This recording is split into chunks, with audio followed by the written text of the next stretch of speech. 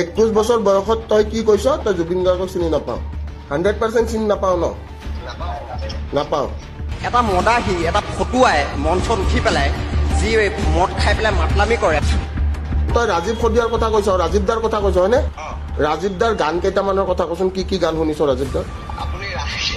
জয়ন্ত মল্ল বৰুৱা সুধিছিল যে সেইটো কোনো গৰুটো এটা গৰু জয়ন্ত মল্ল বৰুৱা ডাঙৰীয়া নে জুবিন গাৰ্গ তই যিটো মন্তব্য দিছ তই সেই মন্তব্যটো দিব লগা তোৰ বয়সে হৈছে নে কাৰণ তোৰ দেউতাৰ বয়সৰ সেইটো মানুহ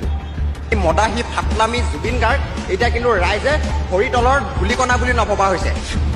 জুবিন গাৰ্গৰ হিষ্ট্ৰীটোৰ কথা মই কৈছো শুন যেতিয়া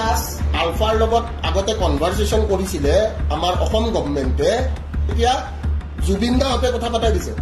এইবিলাক হ'ল হিষ্ট্ৰী তই জানাটো উচিত বাট দেন তই যিখিনি কথা কৈছ সেইটো বেয়া কথা কৈছ তই সেইটো একচেপ্ট কৰ নাই তই বেয়া কৈছ বুলি জুবিন গাৰ্গক মই কৈছো গৰু বুলি জাতীয়তাবাদৰ নামত তোৰ এটিটিউড যোনটো এটিটিউডটো চেঞ্জ কৰিবি তোৰ সেইটোৱে শুন তোক মই কি কৈ আছো শুন কেলা তই জাতীয়তাবাদৰ নাম লৈ কিনে তোৰ এই দম্ভালি নেদেখাবি তোতকে বয়সত ডাঙৰ এইখিনি মৰ্যাদা ৰাখিবি তই সন্মান দেখিছো তোৰ সন্মান ছচিয়েল মিডিয়াত ঘূৰি আছে জুবিন গাৰ্গে চিনি নাপায় ৰাজীৱ খদিয়া কোন এতিয়া সুধিব বিচাৰিছো জুবিন গাৰ্গ 21 বছৰ বয়সত তই কি কৈছ তই জুবিন গাৰ্গক চিনি নাপাও 100% চিনি নাপাও ন নাপাও এটা মদাহী এটা ফটুৱাই মঞ্চত উঠি পেলাই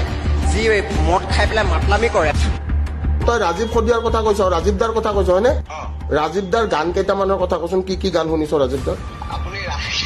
জয়ন্ত মল্ল বৰুৱা সুধিছিল যে সেইটো কোনো গৰুটো এতিয়া গৰু জয়ন্ত মল্ল বৰুৱা ডাঙৰীয়া নে জুবিন গাৰ্গ তই যিটো মন্তব্য দিছ তই সেই মন্তব্যটো দিব লগা তোৰ বয়সে হৈছে নে কাৰণ তোৰ দেউতাৰ বয়সৰ সেইটো মানুহ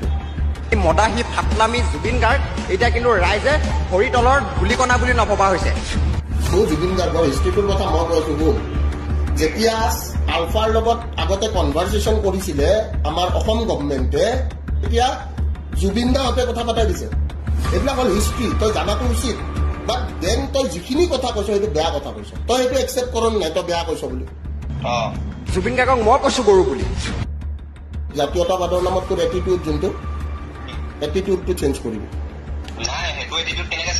তোৰ সেইটোৱে শুন তোক মই কি কৈ আছো শুন কেলা তই জাতীয়তাবাদৰ নাম লৈ কিনে তোৰ এই দম্ভালি নেদেখাবি তোতকে বয়সত ডাঙৰ এইখিনি মৰ্যাদা ৰাখিবি তই সন্মান দেখিছো তোৰ সন্মান ছচিয়েল মিডিয়াত ঘূৰি আছে